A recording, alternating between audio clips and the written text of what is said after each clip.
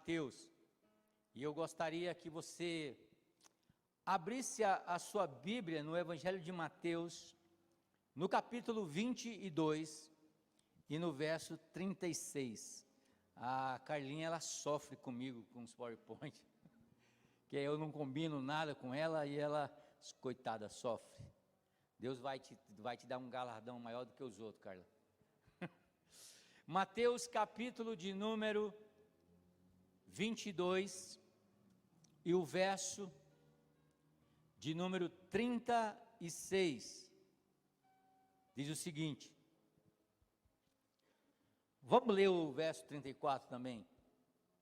Entretanto, os fariseus, sabendo que Jesus havia silenciado os saduceus, reuniram-se em conselho, e um deles, intérprete da lei, querendo colocar Jesus à prova, perguntou-lhe: Mestre, qual é o grande mandamento da lei? Qual é o maior mandamento? Jesus respondeu: ame o Senhor Deus de todo o seu coração, de toda a sua alma e de todo o seu entendimento. Este é o grande mandamento. E o segundo, semelhante a este, é: ame o seu próximo como você ama a si mesmo. Destes dois mandamentos depende toda a lei e os profetas. Amém?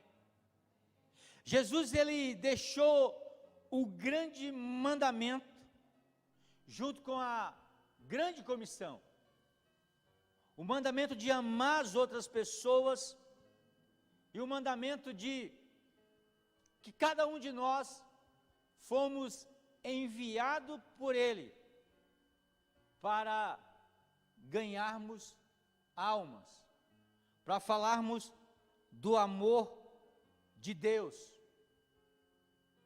Os fariseus, eles tinham contado no Antigo Testamento 248 ordens afirmativas. Eles tinham achado no Antigo Testamento 248 leis, que era um número idêntico ao total de membros do corpo segundo os judeus.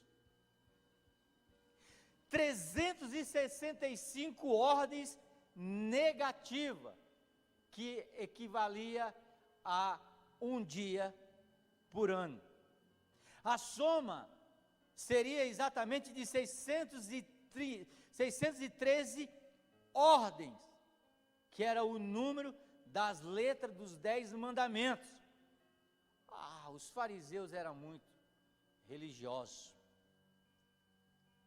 Jesus, no seu amor sacrificial, Ele vai nos ensinar algumas coisas. Chegam para Jesus e perguntam para Jesus: qual é o grande mandamento? Qual é o maior de todos os mandamentos? Aí Jesus disse: olha, não é você só vir na igreja, porque tem pessoas que acham que pelo fato dele só vir na igreja, ele está agradando a Deus. Não, irmão.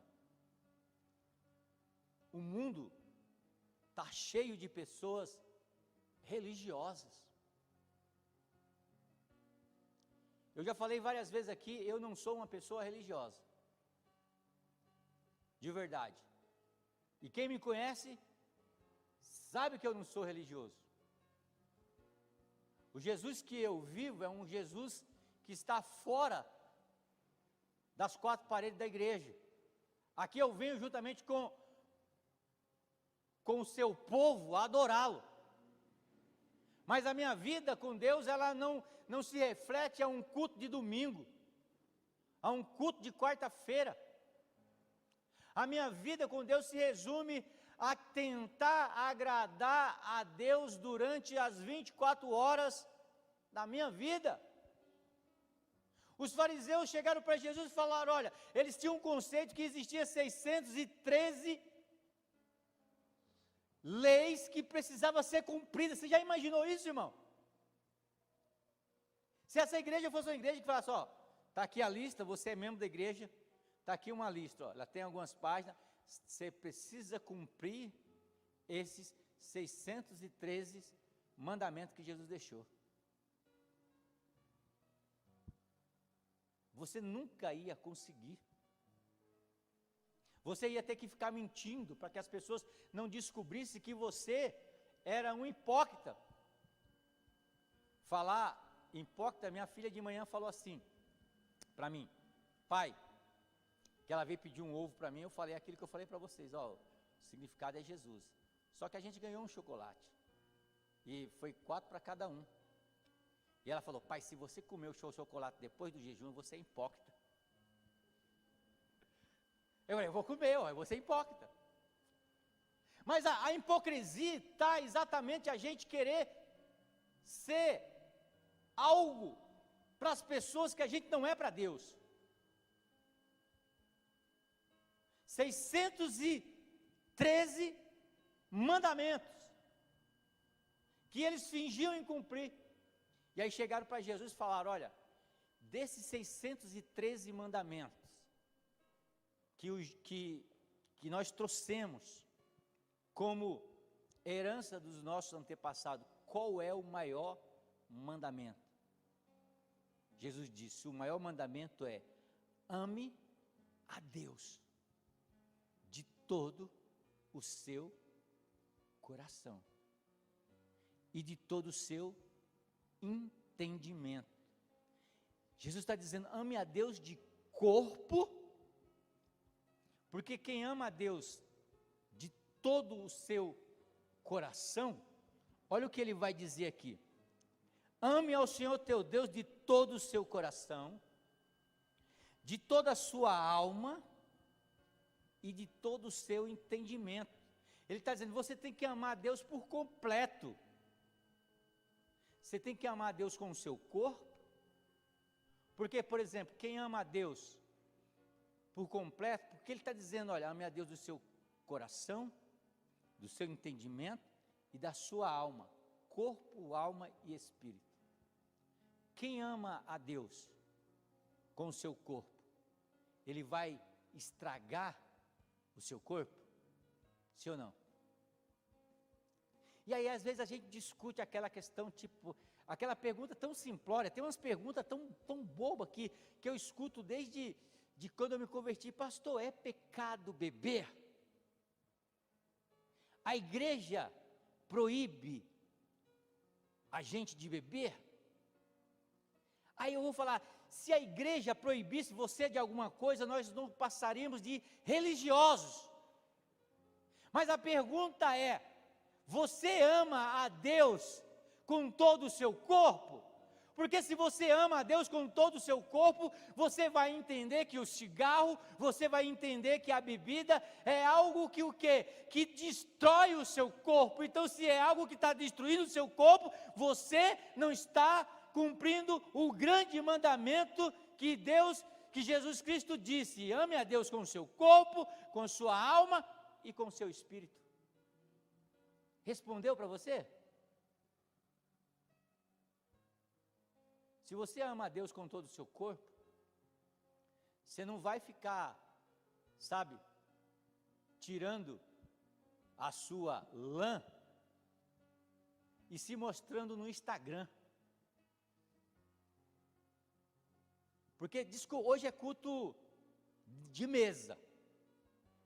Você lembra, irmã, na época do culto de mesa, porta fechada, né? Onde o pai se reunia com os filhos, no caso aqui, independente da idade que você tem, a irmã Fátima tem, não sei se tem idade de ser a minha mãe, tem, né? Tem idade de ser minha mãe, mas aqui ela é minha filha espiritual.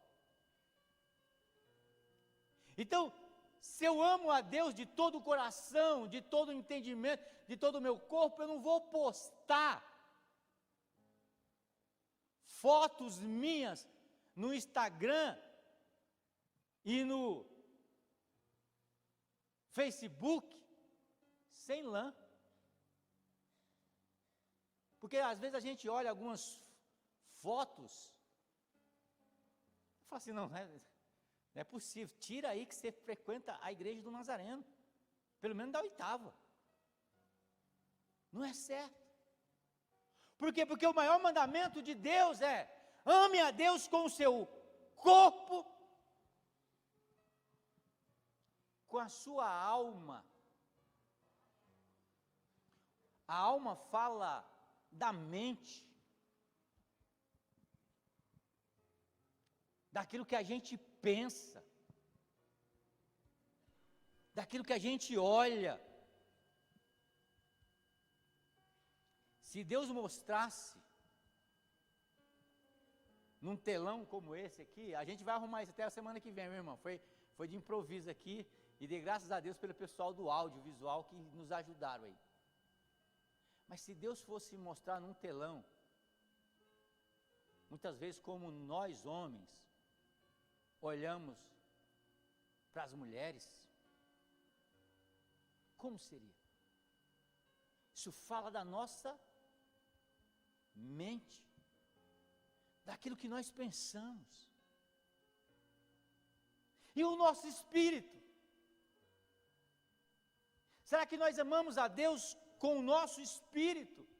Porque muitas vezes a gente vem dentro de uma reunião como essa, a gente vem, o corpo vem, a alma vem, mas o espírito fica igual aquela teoria lá da Rebeca Cabral, fica divagando lá.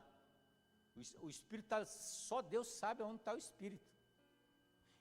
Quando ele está aqui com o corpo e a alma, ainda vai, e quando ele está com o espírito e a alma, longe daqui. Você olha, o irmão está divagando, você termina o culto, você fala, irmão, foi que pregado? Eu não sei. Sabe aquele lá, irmão, foi o culto, foi uma bênção. Foi o que foi pregado? Eu não sei. Então Jesus está dizendo, olha, ame ao Senhor, o maior mandamento, com o seu corpo, com a sua alma, com o seu espírito. Esse é o maior mandamento. E o segundo semelhante a esse é o quê? Ame o teu próximo, como a ti mesmo. Aí alguns pensam assim, ó, se eu evitar o meu próximo, passar de longe, eu não preciso amar, porque Jesus falou que era só se ele estivesse próximo.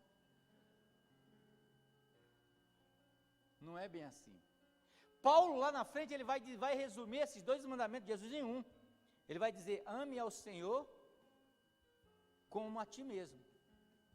Por quê? Porque se você amar o Senhor Jesus, você vai amar aquilo que Jesus ama.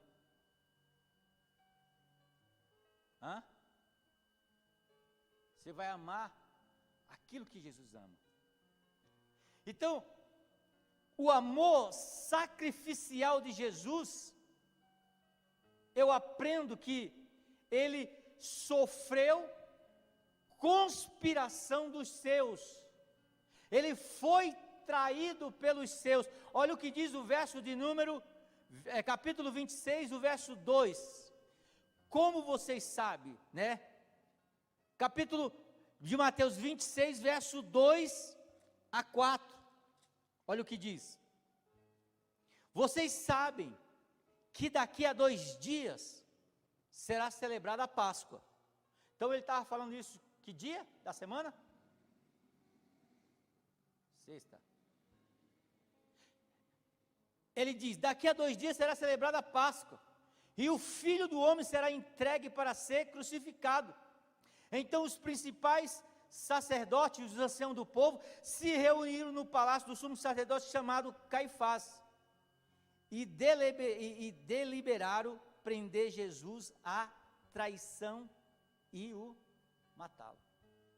Então o amor sacrificial de Jesus, ele nos faz entender que Jesus sofreu traição e conspiração das pessoas que estavam próximas a ela.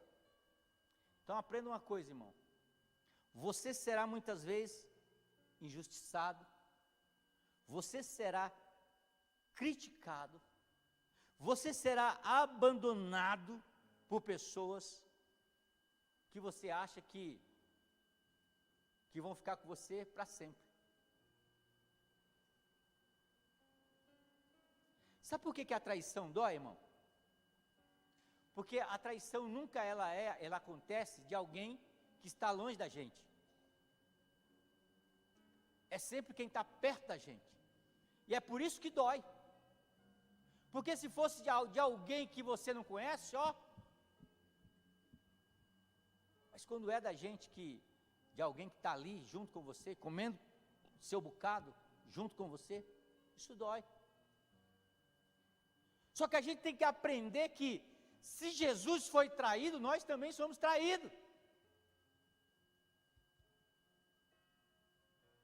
E tem algumas coisas que não é para sempre, sabe? Às vezes, você fica tão maduro que às vezes as pessoas batem no seu ombro e falam assim, pastor, pode contar comigo para sempre. Aí eu saio cantando aquele refrão do profeta que já morreu, há algum tempo, que ele diz, você lembra quando a gente fingiu um dia acreditar que tudo era para sempre, mas sem saber que o para sempre sempre acaba. Não existe nada para sempre. Para sempre só o amor de Deus. Os fariseus estão tudo pirando, dizendo, o pastor da oitava está cantando o refrão do Legião Urbana. E eu não estou nem aí para você, seu religioso. Porque, meu irmão, a gente sempre vai ser traído por pessoas que estão próximas da gente.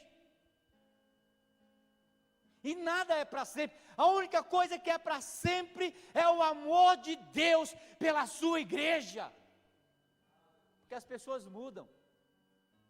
Pedro disse para Jesus, olha, eu te seguirei até a morte. Quando Jesus foi preso, ele foi o primeiro a vazar. E quantas promessas Judas deve ter feito para Jesus? Mas foi aquele que traiu o Senhor Jesus.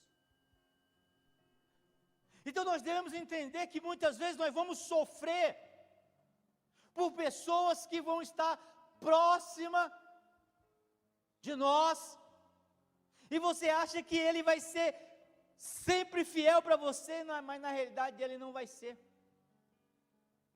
Porque aquele que nunca vai te trair é Jesus. Jesus não vai fugir da cruz, ele nunca vai te trair. Então aprenda isso. O Senhor vai estar sempre do teu lado. Se você encontrar alguém que vai ficar o resto da vida com você, meu irmão, que maravilha! Mas coloque a sua expectativa, 100% da sua confiança em Jesus, porque Ele nunca vai te abandonar. A promessa de Jesus é: estarei convosco todos os dias até a consumação do século. E a Bíblia diz que Jesus não é homem para que minta, e nem filho do homem para que se arrependa. A promessa de Jesus é lei. Segundo, o amor sacrificial de Jesus, ele levou Jesus a ser ungido em Betânia. Capítulo 26, o verso 6 diz: estando Jesus em Betânia, na casa de Simão leproso, aproximou-se dele uma mulher com um frasco de alabastro, contendo um perfume muito caro. Ela derramou sobre a cabeça de Jesus quando ele se encontrava reclinado na mesa. Quando derramou este perfume sobre o meu corpo, Jesus falou: ela fez de mim, ela me preparou para a sepultura. Aqui nós aprendemos que foi derramado aqui uma unção generosa e extravagante sobre Jesus. O amor sacrificial de Jesus, ele nos ensina a sermos adoradores, alguém que unge a cabeça de Jesus com a nossa adoração, com o nosso bom perfume. Paulo diz, porque nós somos o bom perfume de Jesus. O bom perfume de Cristo. A nossa adoração com Jesus, ela tem que ser uma adoração extravagante, irmã. Uma adoração que chame a atenção de Jesus. Tem um louvor bem antigo, agora esse é louvor de verdade mesmo. Que diz assim, ó, não importa o que vão pensar de mim, eu quero é Deus. Eu não estou nem aí o que o meu irmão do meu lado está fazendo. Eu quero chegar dentro da casa do Senhor e adorar a Deus. Eu não vou depender, irmão, porque essa mulher, quando ela chegou até Jesus, ela não esperou que alguém fizesse algo para ungir Jesus. Ela mesma foi lá e derramou do seu perfume. Segundo os historiadores, aquele perfume era salário de 1 ano de trabalho. Você imaginou, irmão? Não era Jequiti, não. Não era Renaudet. Era algo caro. Era algo que dava para, se aquela mulher vendesse, dava para sustentar ela por 1 ano, sem trabalhar. Mas ela foi lá e ela não derramou uma gota. Ela não economizou ungindo Jesus. Ela derramou foi tudo. Então quando você entrar na casa de Deus, meu amado irmão, entrega tudo. Entrega o que você veio trazer aqui. Porque não tem essa de, o que você vai... Um dia eu encontrei um jovem, que ele estava apressado, eu falei, para onde você vai? Ele falou, eu estou indo na igreja, estou indo buscar do Senhor. Meu irmão, troque essa palavra buscar por trazer, porque geralmente a gente só vem buscar e a gente não traz nada para Deus. Comece a trazer algo para Deus e você vai encontrar aquilo que você busca e aquilo que você não busca, porque Deus ele é poderoso para fazer muito mais do que aquilo que pedimos ou pensamos. Então, quando você entrar num ambiente como esse, irmão, entra para adorar, entra para entregar tudo, entra para derramar tudo, porque quando você entra para entregar tudo, irmão, Deus acaba ficando com algumas coisas que você tinha. Muitas pessoas aqui, sabe, o bom de ser pastor, eu me alegro assim, pelo fato de conhecer a história de muitas pessoas, como elas entraram e como elas estão hoje. Pessoas que entraram aqui com vontade de morrer, hoje querem viver. Pessoas que entraram com depressão foram curadas. Pessoas que entraram aqui dependendo de outras pessoas, hoje elas são pessoas que abençoam outras pessoas. Porque quando a gente se esquece da gente mesmo para adorar a Deus, Deus nos recompensa. Então aprenda isso. Terceiro, foi por amor sacrificial que Jesus, ele celebra a última ceia. Enquanto comia, Jesus tomou o pão e deu graças, e partiu e deu a seus discípulos: tomem e comam, isto é o meu corpo. Em seguida tomou o cálice, deu graças e ofereceu aos discípulos, dizendo: beba dele todos vocês, isto é o meu sangue, o sangue da nova aliança. A última ceia, ela celebra uma nova aliança, é o começo da nossa nova fé em Jesus. Com Jesus o fim é apenas um novo começo. Quando você pensa que é o fim, com Jesus é um novo começo. Quantas pessoas entraram dentro da casa de Deus e disseram: hoje é o último dia que eu vou na casa de Deus, porque eu vou lá e de lá eu vou tirar minha vida, de lá eu vou desaparecer. Mas quando ela vem num ambiente como esse, o Espírito Santo de Deus toca na vida dela e é só o começo. Se eu fosse pedir talvez para alguém levantar a mão, foi assim com você? Você ia dizer, aconteceu comigo, pastor. Foi desse jeito. Porque com Cristo, o fim é o começo. Se Jesus não tivesse morrido, nós não estaríamos aqui nessa manhã. O diabo, quando organizou tudo para mandar Jesus para a cruz, para usar os fariseus e os romanos para tirar a vida de Jesus, ele pensava que era o fim. Acabou. Matamos o Filho de Deus.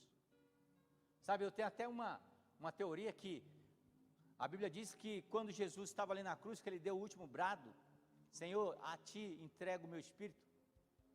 A Bíblia diz que houve trevas sobre ali o Calvário durante 3 horas. A Bíblia não diz isso, mas eu fico pensando, talvez foi os demônios fazendo festa. É o fim do Filho de Deus. É o fim de Jesus. Acabou. E o diabo talvez estivesse com os seus demônios celebrando ali no Calvário 3 horas de trevas. Mas ele não sabia que o fim que eles estavam vendo era só o começo de uma nova história de Deus para a humanidade. Talvez o fim que você está vendo, o fim do poço, talvez o fim da dificuldade que você está vendo não tem mais jeito, seja só uma oportunidade de Deus estar dizendo para você, estou começando tudo de novo na sua vida. Eis que faço nova todas as coisas. Então se prepare para viver o sobrenatural de Deus. Se prepare para ver o que Deus vai fazer na tua vida. Você pode ter entrado aqui nessa manhã achando que está vivendo o fim da tua vida, mas eu quero dizer para você que você está vivendo um novo começo. Porque você é uma semente que está sendo semeada no reino espiritual de Deus, e toda semente quando morre, a gente pensa que é o fim, mas ela está dando vida a uma nova árvore, e é isso que Deus está fazendo na tua vida. A última ceia celebra a nova aliança, o começo. O seu momento amargo com Jesus nunca será o fim. Existe uma promessa de pastos verdejantes para você. É aquilo que nós falamos na quarta-feira. 4. Foi por amor sacrificial que Jesus prediz e enfrenta a sua negação. Mateus capítulo 26 e o verso 31 diz, então Jesus lhe disse, ainda esta noite todos vocês me abandonarão, pois está escrito, ferirei o pastor e as ovelhas do seu rebanho será dispersa. Mas depois de ressuscitar, irei adiante de vocês para a Galileia. Pedro respondeu, ainda que todos te abandonem, eu não te abandonarei. Jesus responde, asseguro que ainda esta noite, antes que o galo cante, 3 vezes você me negará. Mas Pedro declarou, mesmo que seja preciso que eu morra contigo, nunca te negarei. E todos os outros discípulos disseram a mesma coisa. Jesus disse a Pedro, antes mesmo de acontecer o que ia acontecer, o que ele faria, que ele negaria Jesus. Então o amor sacrificial de Jesus, ele prediz que ele enfrentaria negação, e muitas vezes nós negamos Jesus. Nós negamos Jesus com as nossas atitudes. A Bíblia diz que Pedro, na mesma noite, que Pedro diz, olha, eu vou morrer contigo, eu nunca vou te negar. Jesus foi preso, e Pedro ele está ali juntamente com os criados, com os empregados, e se aquecendo na fogueira. De repente alguém olha e diz assim, você é seguidor de Jesus. Pedro diz: eu não. Aí alguém olha para Pedro depois e diz: você é seguidor de Jesus porque a tua fala te denuncia. E Pedro, a Bíblia diz que Pedro praguejou. Sabe o que é praguejar, irmão? Pedro falou um monte de palavrão. Ele xingou. Todo palavrão que ele conhecia na época, ele falou. Lógico que eu acredito que os palavrões que Pedro conhecia não era igual o que a gente conhece hoje. Mas era palavrão para a época. E quantas vezes a gente nega Jesus? A gente nega na nossa escola, no nosso trabalho. A gente nega através da nossa fala. A gente nega através da maneira que a gente se comporta. A Bíblia diz: olha, esse povo me honra com os lábios, mas o seu coração está distante de mim. Então nós temos que pensar nisso. Será que nós não estamos negando a nossa fé? Negando que amamos Jesus no nosso trabalho, na nossa faculdade? Mas mesmo que você negue Jesus, Ele vai continuar te amando.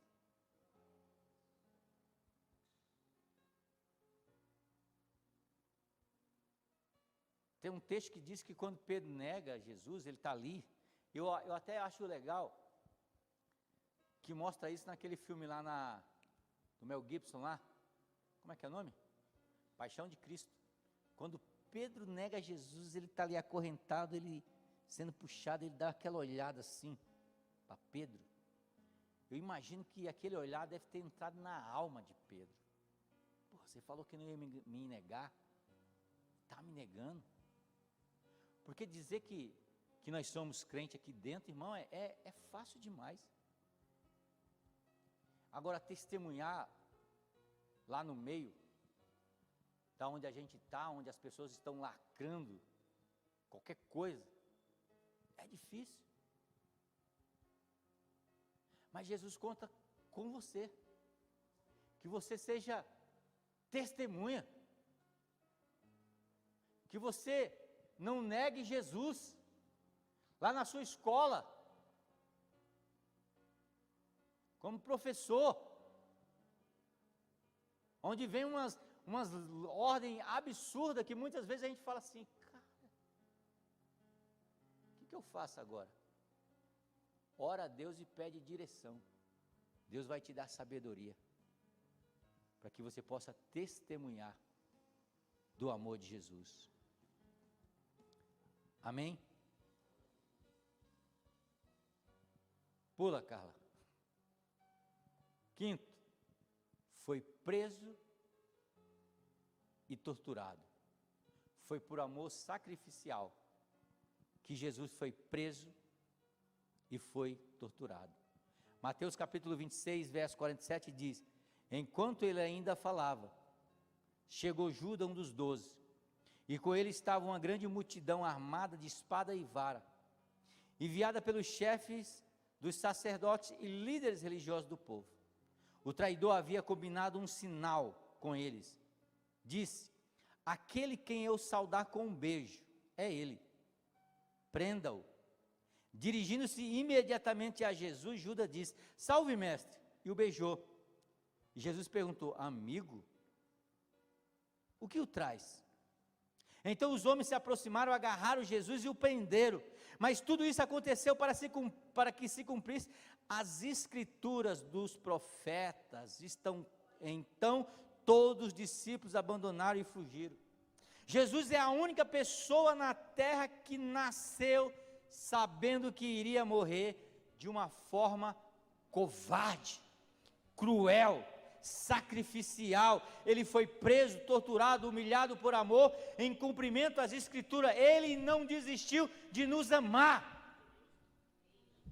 Ele sabia, e Ele sabe muitas vezes que, às vezes que eu e você vamos traí-lo, mas Ele não nos nega. Foi por mim e por você que Ele morreu. Sexto, o amor sacrificial de Jesus. Ele foi condenado injustamente pelos seus. Mateus 26, e o verso 60 diz: mas nada encontraram nada encontraram, embora se apresentassem muitas falsas testemunhas. Finalmente se apresentaram 2 testemunhas, declararam: este homem disse, sou capaz de destruir o santuário de Deus e reconstruir em 3 dias. Então o sumo sacerdote levantou-se e disse a Jesus: você não vai responder à acusação que estes fazem? Jesus permaneceu em silêncio. Então alguns cuspiram no seu rosto e lhe deram murros, e davam tapa e dizia: profetiza, Cristo. Quem foi que te bateu?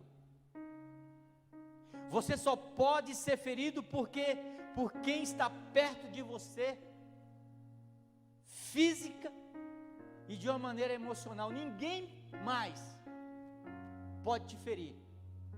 Só as pessoas que estão próximas a você conseguem te atingir,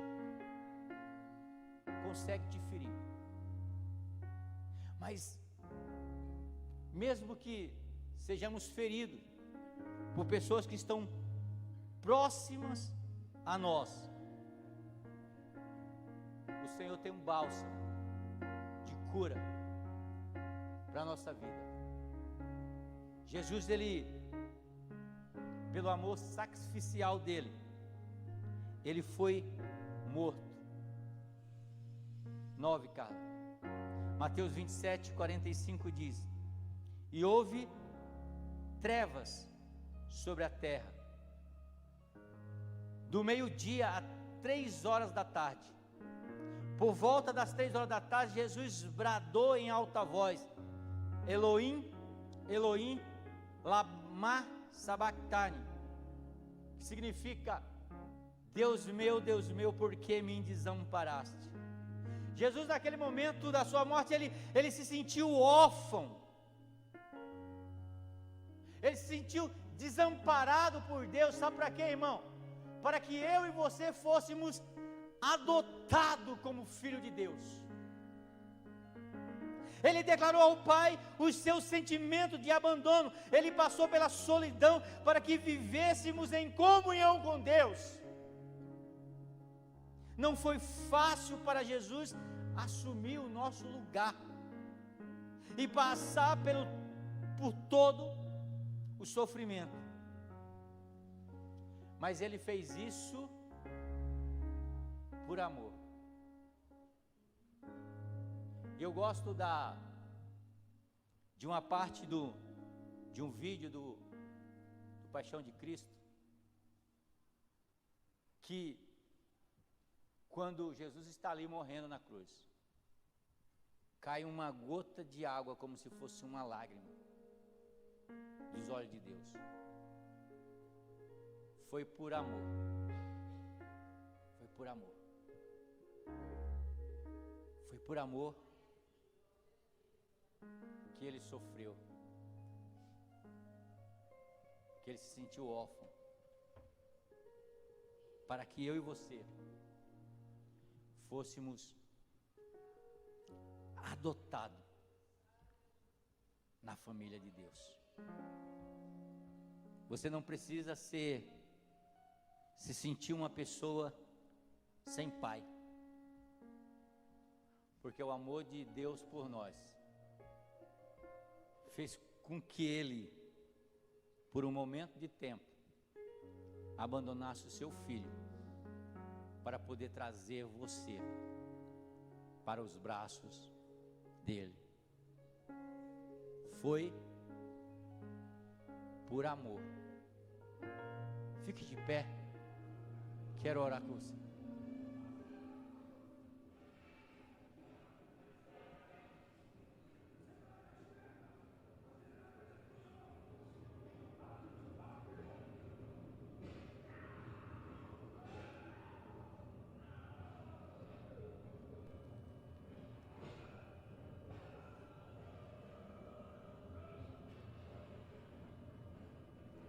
A Bíblia diz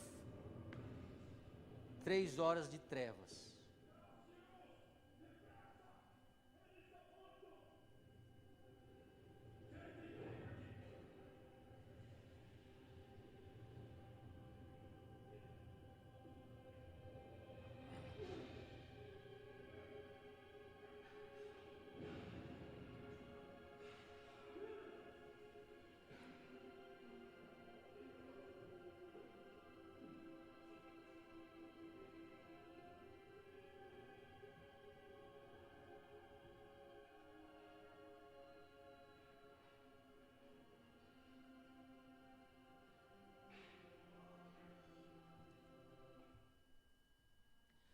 A paixão de Jesus Cristo não foi a cruz. A paixão de Jesus Cristo foi você. Foi eu. A paixão de Jesus Cristo não foi a cruz. Jesus não escolheu a cruz, ele escolheu o Pai. E o Pai escolheu você. Você pode ser grato a Deus nessa manhã por isso. Fecha teus olhos. Comece a falar com Ele nesse momento.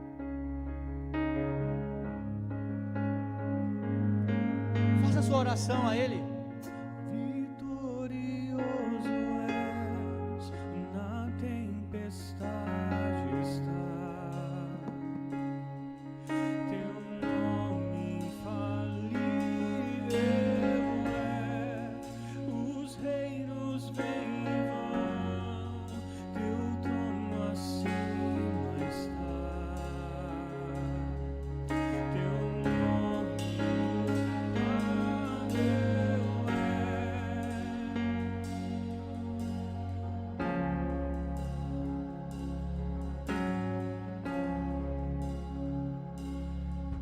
o inferno não prevaleceu.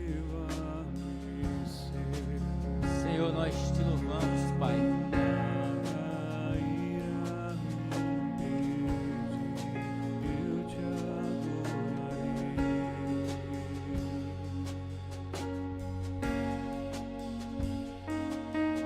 Muralhas vão estremecer, cadeias irão se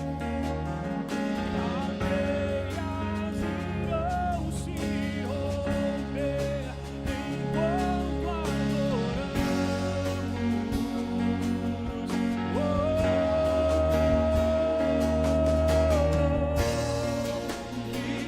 vitorioso é, na tempestade está.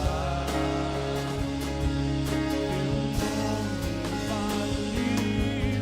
infalível é. Os reinos vêm e vão, teu trono acima está. Teu nome imutável, como trovão, impetuoso, poderoso és, grandioso és, que vem ao céu, nós proclamamos, poderoso és, grandioso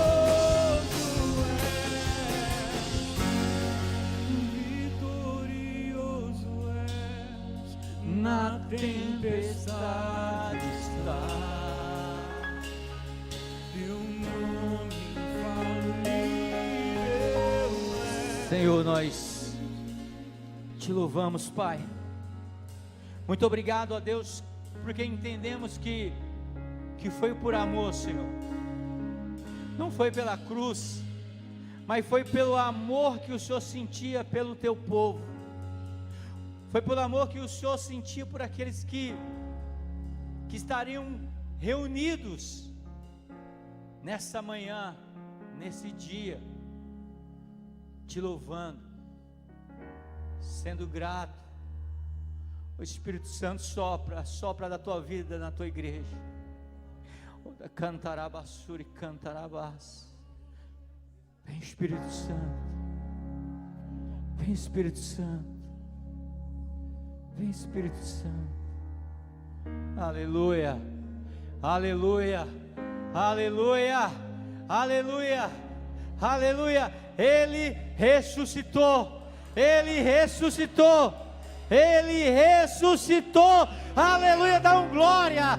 Faz alguma coisa para chamar a atenção dele nesta manhã.